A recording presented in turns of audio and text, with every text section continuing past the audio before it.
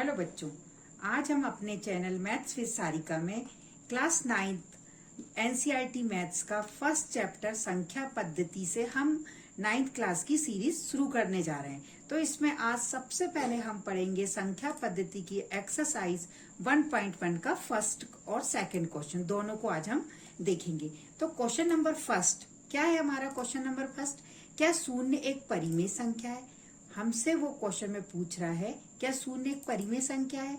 क्या इसे हम यानी आप P अपॉन Q के रूप में लिख सकते हैं, जहां P और Q क्या है? पूर्णांक है और Q नॉट इक्वल टू 0। इस क्वेश्चन को करने से पहले हमें सबसे पहले समझना होगा कि परिमेय संख्या क्या है। परिमेय संख्या या रैशनल नंबर्स क्या होते हैं? Rational numbers P upon Q के फॉर्म में होते हैं, जिसमें P और Q क्या होते हैं? इंटीजर्स होते हैं या पूर्णांक होते हैं। ठीक है, हम पूर्व में भी पढ़ चुके हैं कि परिमेय संख्या जो होती है, रैशनल नंबर्स होते हैं, वो P अपॉन Q के फॉर्म के होते हैं। P और Q इंटीजर्स होते हैं। इंटीजर्स का मतलब वो प्लस माइनस जीरो इनमें से कोई भी हो सकते हैं, और जिसमें जो नीचे का Q यानी हर है वो कभी भी 0 के बराबर नहीं होता। और P और Q जो नंबर्स हैं वो ऐसे नंबर्स हैं जो को प्राइम है, सह अभाज्य है। सह अभाज्य का मतलब होता है P और Q में एक के अलावा कोई भी कॉमन गुणनखंड नहीं होता है। तो हमने ये परिमेय संख्या की परिभाषा देखी। अब हम देखते हैं कि हमारे क्वेश्चन में क्या पूछा है। क्या शून्य एक परिमेय संख्या है? तो हम लिखेंगे हाँ। सबसे पहले इसका आंसर आएगा हाँ, शून्य एक परिमेय संख्या है। सबसे पहले हमने आंसर दिया क्या शून्य एक परिमेय संख्या है, तो उसका आंसर दिया हाँ, शून्य एक परिमेय संख्या है। फिर वो हमसे पूछ रहा है क्या इसे हम P बटे Q के रूप में लिख सकते हैं, तो हम बता दें हाँ, हम इसे P upon Q equal to हम लिख दें, P की जगह 0 रख दें। शून्य के बारे में वो हमसे बात कर रहा है, और हमें पता है किसी भी नंबर्स के अपॉन में हम 1 लगा सकते हैं, इससे उस नंबर में कोई फर्क नहीं पड़ेगा। तो हम इस नंबर के 0 के अपॉन में क्या लगा दिया? 1। तो हमने देखो शून्य को लिख दिया 0 अपॉन 1, और ये P अपॉन Q के फॉर्म में हो गया। तो हमने इसको लिख दिया कि हाँ, हम इसे P अपॉन Q यानी 0/1 के रूप में लिख सकते हैं, लिख सकते हैं। अब ये हमसे, और जहां पर P और Q क्या है? इंटीजर्स हैं, और Q आप देखो जो Q हमने बन लिया है जो कि 0 के बराबर नहीं है। इस प्रकार हमने फर्स्ट क्वेश्चन कर लिया। अब हम इसका सेकंड क्वेश्चन देखते हैं। चलिए अब हम सेकंड क्वेश्चन देखते हैं। सेकंड क्वेश्चन है 3 और 4 के बीच में 6 परिमेय संख्या ज्ञात करिए। दो नंबर्स के बीच में अनंत परिमेय संख्या होती है। ये बहुत ही महत्वपूर्ण बात है। दो नंबर्स के बीच में अनंत परिमेय संख्या होती है। अब हमें इस प्रश्न में 6 निकालना है। तो बच्चों, आपको किन्हीं भी नंबर्स के बीच में जब 6 या जितनी भी परिमेय संख्या निकालना, हम उससे ज्यादा नंबर से उस नंबर को क्या करेंगे? मल्टीप्लाई करेंगे।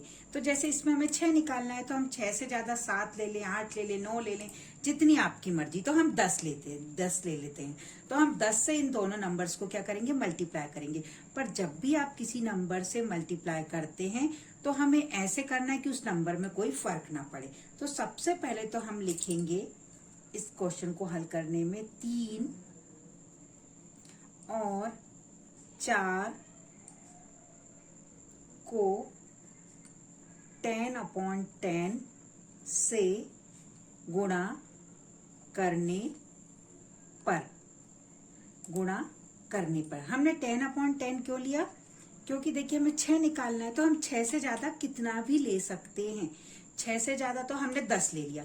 अब हमने 10 से मल्टीप्लाई कर रहे हैं, तो हमें नीचे ऐसी संख्या लिखनी है। नीचे भी हमें 10 इसलिए हमने लिखा है कि इस नंबर को जब हम 10 से मल्टीप्लाई करें तो ये 30 बन जाएगा, पर हमें इसके रूप में कोई चेंजेस नहीं करना। तो हमने बट्टे में भी 10 ले लिया। जब हम 10 को 10 से डिवाइड कर देंगे तो फिर से 1 आ जाएगा, और इस नंबर में इसका मल्टीप्लाई करने से कोई भी फर्क नहीं पड़ेगा।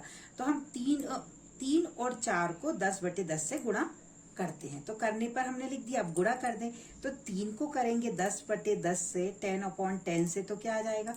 देखो हम 3 से गुणा करें तो 3 को हम 10 से करेंगे तो 3 10 जा 30 और 10 का 10। ये जो 3 है वो 30/10 में बदल गया। ऐसे ही हम 4 को करें तो 4 × 10/10, ये क्या हो जाएगा 40/10। तो अब हमने 3 और 4 के नए रूप क्या ले आए, 30/10 और 40/10। यदि हम इसको डिवाइड कर देंगे ना 10 से 30 को तो फिर से 3 आ जाएगा। ऐसे ही 40 को 10 से डिवाइड कर देंगे तो फिर से 4 आ जाएगा। यानी उन नंबर में कोई फर्क नहीं पड़ेगा। पर ऐसा करने से हमारे पास 2 नए नंबर्स आ गए, 30/10 और 40/10। अब हमें 6 परिमेय संख्या चाहिए तो हम निकाल लें इसके बीच में। कैसे निकालेंगे, हम यहाँ सबसे पहले 30/10, 30 के बाद क्या आता है 31/10, 32/10, 33/10, 34/10, 35/10, ठीक, 36/10। और ये हमारी कितनी हो गई गिनो, 1 2 3 4 5 6। हमें 6 निकालना था, हमने लिख दिया। हम और भी निकाल सकते थे, 36 के बाद 37/10, 38/10, पर हमें 6 ही चाहिए, हमने लिख दी। और यहाँ पर लिख दें हम 40/10। इनके बीच में हमने 3 और 4 के बीच में 6 परिमेय संख्या लिख दी। इस प्रकार आप किन्हीं भी 2 नंबर्स के बीच में यदि हमें जितनी भी परिमेय संख्या निकालनी हो उससे ज्यादा से गुणा करके हम उसे कर सकते हैं। बस हमें इतना ध्यान रखना है कि उनके जो डिनोमिनेटर हैं वो सेम होना चाहिए, यानी जो हर है वो सेम होना चाहिए। तो ये हमारा सेकंड क्वेश्चन खत्म हुआ। धन्यवाद बच्चों।